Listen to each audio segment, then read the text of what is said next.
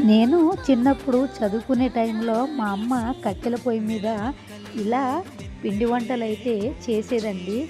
ఎక్కువ శాతము నా కోసం, మా అన్నయ్య కోసము అరిసెలు, అలాగే కారపూసలు ఎక్కువ చేసి మా కోసం అయితే పంపించేది. అయితే ఇప్పుడు నేను నా పిల్లల కోసం ఇలా కట్టెల పొయ్యి మీద పిండి వంటలు చేసి పంపిస్తున్నాను. ఎంతమందికి ఇష్టమండి ఇలా కట్టెల పొయ్యి మీద వంట చేయడము? చూసారు కదా! చాలా అంటే చాలా హ్యాపీగా ఉంది. నా వీడియో నచ్చితే లైక్ చేయండి, షేర్ చేయండి, సబ్స్క్రైబ్ చేసుకోండి ఫ్రెండ్స్. ఓకేనా?